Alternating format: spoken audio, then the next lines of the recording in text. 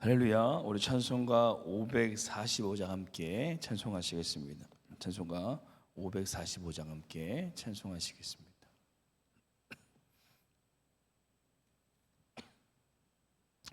찬송가 545장입니다.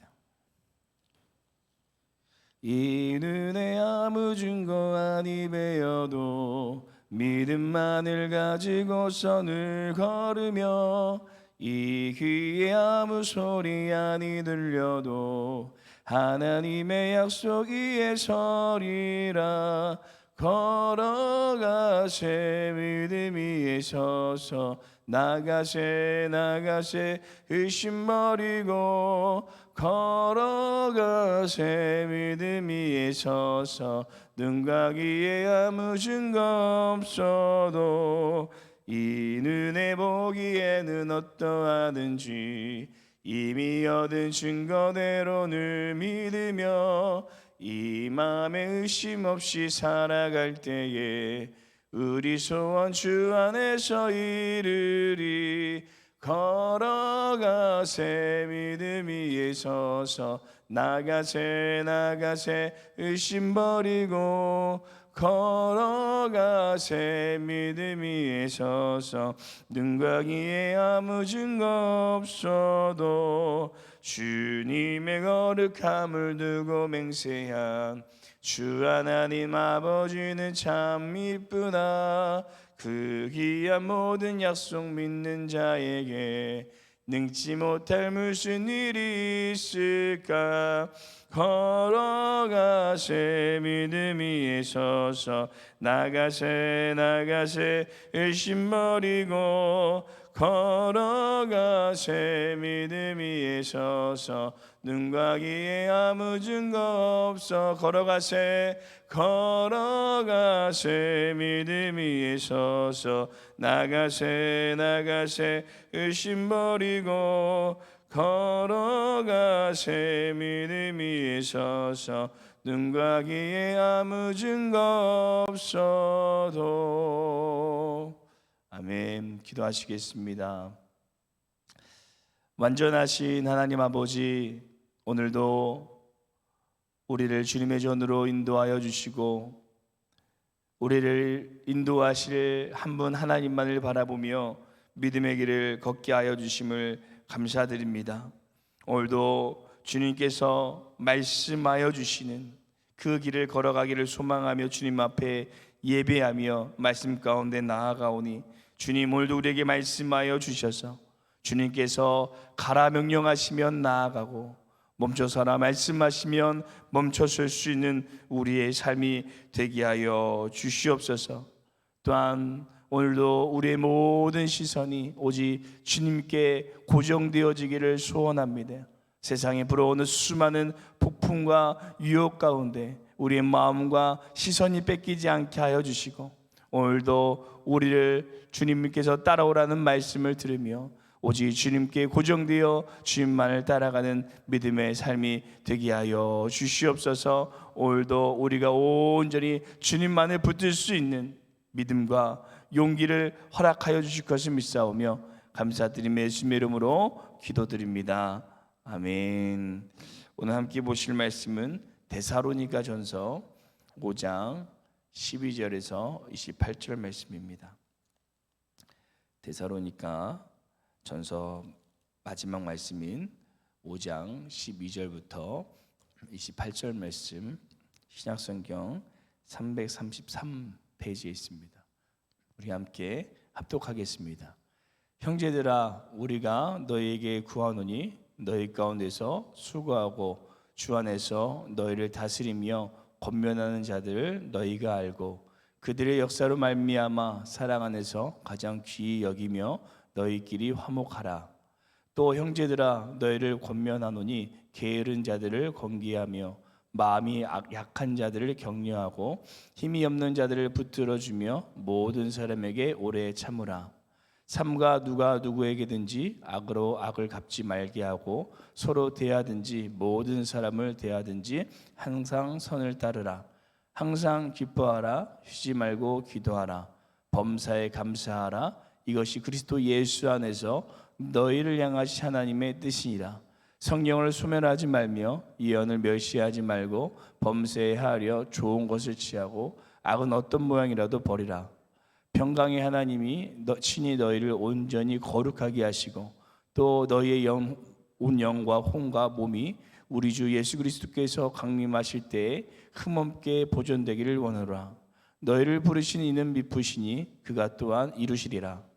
형제들아, 우리를 위하여 기도하라. 거룩하게 입맞춤으로 모든 형제에게 문안하라. 내가 주를 힘입어 너희를 명하노니 모든 형제에게 이 편지를 읽어주라. 우리 주 예수 그리스도의 은혜가 너에게 있을지어다. 아멘. 1950년대 미국의 명문 아카데미는 오직 성공과 이 명예라는 단 한 가지 목표를 향해 달려가는 잿빛 공간과도 같았습니다. 학생들은 부모와 사회가 정해준 이 길을 한치도 오차 없이 걷도록 강요받았고 자신들의 목소리를 내는 법을 잊어가고 있었습니다. 그런데 그곳에 존 키팅이라는 이 새로운 영어 교사가 부임했습니다. 그는 첫날부터 전통, 명예, 규율, 최고라고 외치는 학교의 전면으로 맞서 낡은 교과서를 찢어버리고 말합니다. 그는 책상에 올라서서 세상을 다른 관점으로 바라보라고 외치며 오래전 죽은 자들의 시인의 목소리를 빌려 학생들에게 이 잠든 영혼에게 이렇게 속삭였습니다. 카르페 디엠, 현재를 즐기라. 너의 삶을 특별하게 만들어라. 한 학기라는 짧은 시간 동안 키팅 선생님의 가르침은 꽁꽁 얼어붙었던 학생들의 마음에 뜨거운 불을 지폈습니다. 하지만 틀을 깨는 그의 교육 방식은 결국 이 학교의 거센 반발을 샀고 그는 모든 책임을 지고 학교를 떠나야만 했습니다. 억압적인 현실 앞에서 그의 가르침은 그렇게 실패로 끝나가는 것처럼 보였습니다. 키팅 선생님이 자신의 짐을 챙겨 이 교실을 떠나려 했던 그 순간 놀라운 일이 벌어집니다. 한 학생이 침묵을 깨고 책상 위에 올라서서 그를 부릅니다. 오 캡틴, 마이 캡틴. 그러자 다른 학생들도 한둘씩 책상에 올라서서 그에게 이 작별 인사를 보내게 됩니다. 비록 스승은 비난 속에 떠났지만 그의 가르침만은 그들의 마음속에 남아 영원히 살아 숨쉴 것이라는 이 굳건한 약속이자 응답이었습니다. 짧은 만남이었지만 그가 떠난 자리에 남겨진 이 간절한 권면은 학생들의 평생을 지탱한 삶의 지표가 될 것입니다. 이 내용은 아주 유명한 이 죽은 시인의 이 사회라는 이 줄거리 내용인데요. 이 데살로니가전서 글을 마무리하고 있는 사도 바울의 심정도 아마 이와 같았을 것 같습니다. 3주라는 짧은 시간 동안 만난 후에 떠나서 고린도에서 다시 그들에게 편지의 마지막 부분을 써 내려가는 사도 바울의 마음이 어땠을까요? 힘든 신앙의 여정을 앞으로 걸어가야 하는 그들을 생각하며 정말 애틋한 이 사랑의 마음으로 신앙의 정수를 이제 마지막으로 적어 내려갔을 것입니다. 그리고 이것은 오늘날 힘든 신앙생활의 여정을 걸어가고 있는 우리를 향한 하나님의 마음과도 동일합니다.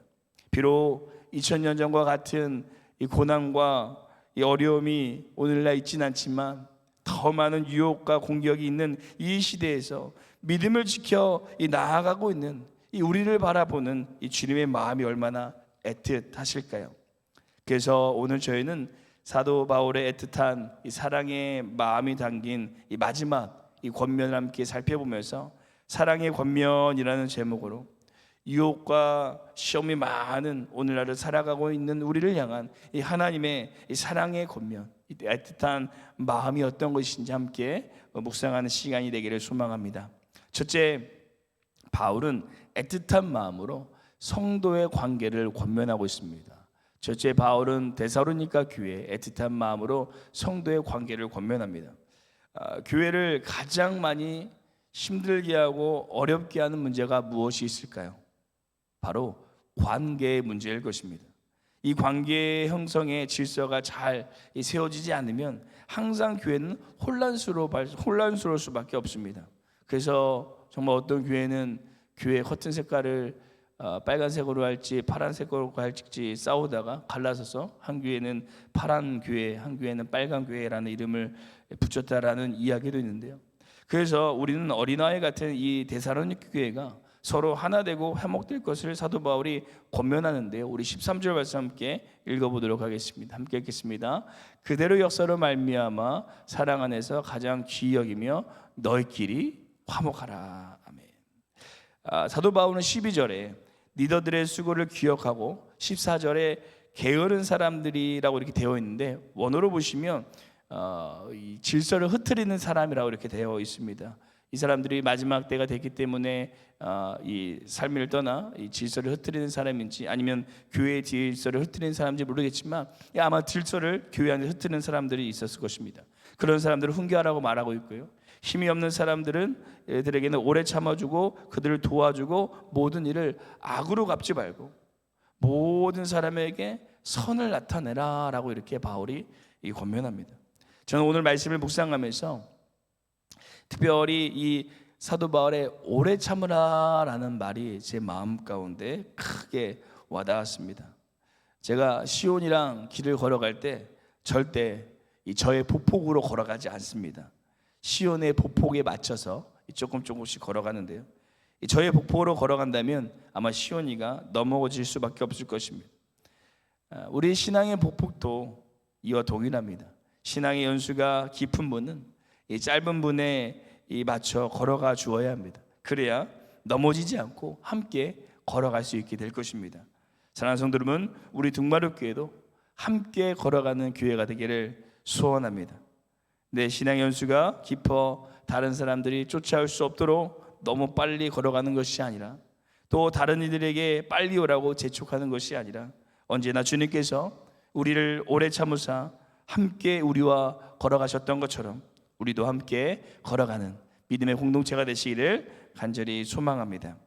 둘째, 바울은 애틋한 마음으로 하나님과의 관계를 권면합니다.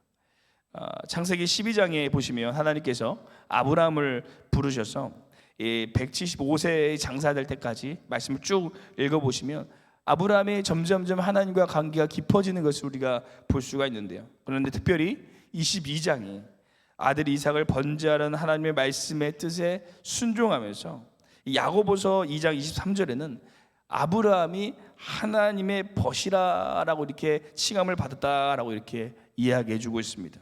곧 하나님의 뜻을 따를 때 우리는 하나님과의 관계가 깊어진다라는 것을 창세기와 야고보서는 우리에게 설명해 주고 있는 것입니다.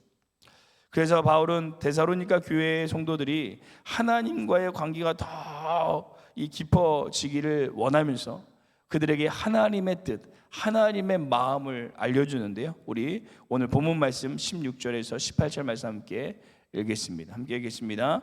항상 기뻐하라, 쉬지 말고 기도하라, 범사에 감사하라. 이것이 그리스도 예수 안에서 너희를 향하신 하나님의 뜻이니라. 아멘. 여기서 항상 기뻐하고 쉬지 말고 기도하고 범사에 감사하라는 뜻은 명령어로 쓰였습니다. 명령어. 그래서 이것은 해도 되고 안 해도 된다라는 말이 아니라 꼭 그렇게 살아가야 된다라고 사도 바울이 얘기하고 있는 것입니다.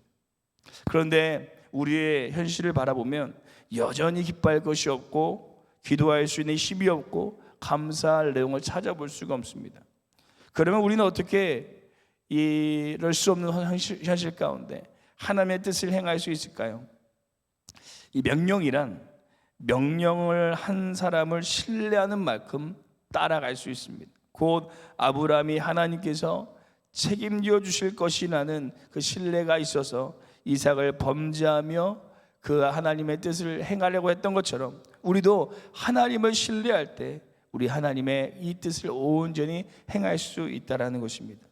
사랑하는 성도 여러분, 우리는 항상 기뻐하기 위해서 쉬지 말고 기도해야 됩니다. 그러면 하나님께서 우리에게 감사할 일들을 허락하여 주실 것입니다.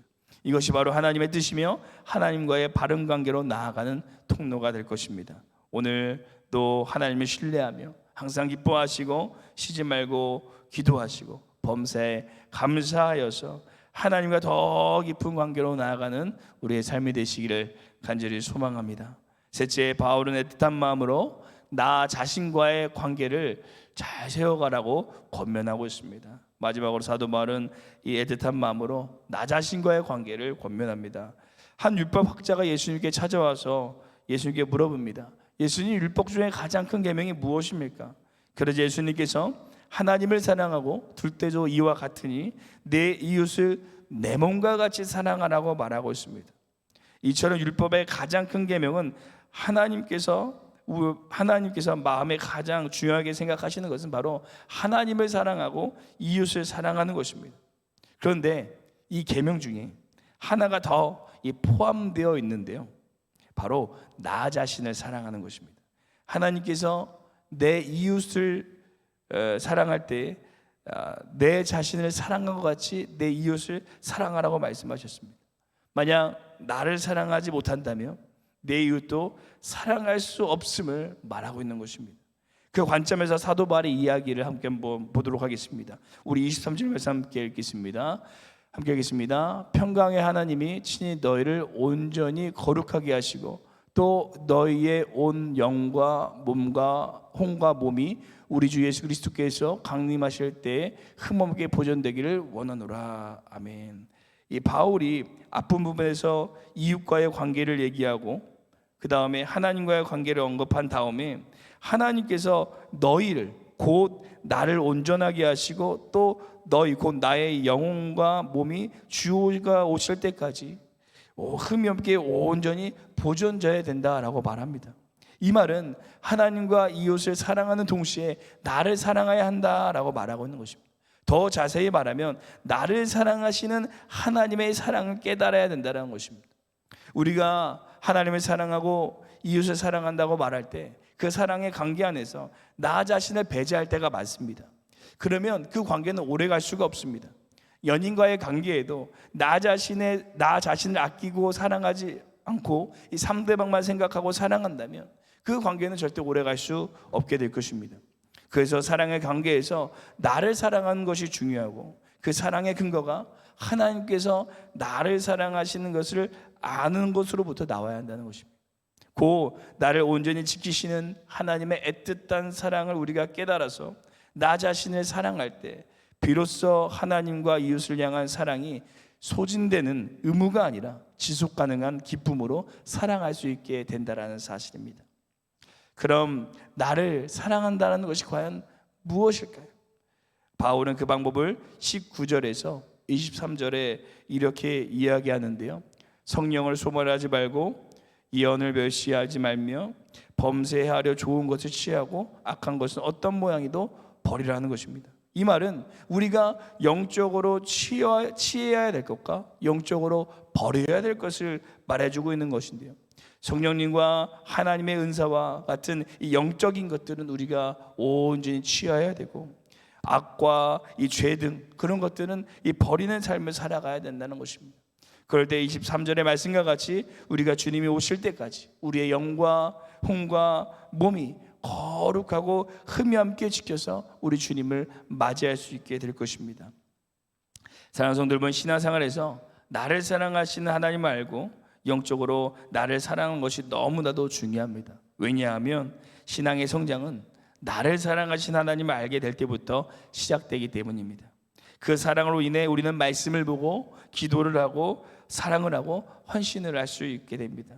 이처럼 우리의 모든 신앙의 원동력은 나를 사랑하신 하나님의 사랑을 아는 것으로부터 시작됩니다. 오늘 하루 나를 사랑하시는 하나님의 사랑을 기억하면서 우리가 나 자신을 사랑하여서 우리가 영적으로 취해야 될 것은 취하고 영적으로 버려야 될 것은 버려서 정말 하나님의 그 놀라우신 사랑 안에 거하는 귀한 우리의 삶이 되시기를 간절히 소망합니다. 기도하시겠습니다. 사랑해 주님 감사합니다. 오늘 사도 바울이 데살로니가 교회에 향해 이 권면을 통하여서 우리를 사랑하시는 하나님의 크신 사랑을 깨닫고 어떻게 우리가 주님의 뜻 안에 살아가야 될지 함께 묵상하게 하여 주심을 감사드립니다. 하나님, 우리가 주님 안에 더욱 하나 되어지며 오래 참으며 함께 걸어가는 교회요 성도가 되기를 소망합니다. 아버지, 우리가 주님의 사랑 안에 더욱 서로를 사랑하며 화목하며 아껴주며 믿음으로 걸어가는 공동체가 되게 하여 주시옵소서. 특별히 또한 하나님과의 바른 관계를 통하여서 더 깊은 관계로 나아가게 하시고 오늘 이 귀한 하루도 주님과 함께 믿음으로 동행할 수 있는 은혜의 하루가 되어질 수 있도록 우리를 주장하여 주시옵소서. 감사드리며 예수님 이름으로 기도드립니다. 아멘. 하늘에 계신 우리 아버지여, 이름이 거룩히 여김을 받으시오며 나라가 임하옵시오며 뜻이 하늘에서 이루어진 것 같이 땅에서도 이루어지리다. 오늘 우리에게 일용할 양식을 주시옵고 우리가 우리에게 죄 진 자를 사하여 준 것 같이 우리 죄를 사하여 주시옵고 우리를 시험에 들게 하지 마시옵고 다만 악에서 구하시옵소서. 나라와 권세 영광이 아버지께 영원히 있사옵나이다. 아멘. 이 시간 함께 우리 기도하실 때 함께 기도하시기는 하나님께서 나를 얼마나 사랑하시는지를 깨닫게 하사 그 사랑의 힘으로 나 자신을 먼저 사랑하며 지치지 않고 이 신앙의 여정을 끝까지 믿음으로 걸어가는 삶이 되게 하여 주옵소서. 또한 항상 기뻐하고 쉬지 말고 기도하며 범사에 감사하는 하나님의 뜻에 순종하여서 모든 관계 속에서 화목을 이루게 하시고 날마다 주님과 더 깊은 사귐으로 더 깊은 관계로 나아가는 우리의 삶이 되게 하여 주옵소서. 함께 기도하시고 내일 드려질 우리 예배를 위해 함께 기도하시고 개인 기도하도록 하겠습니다. 함께 기도하시겠습니다.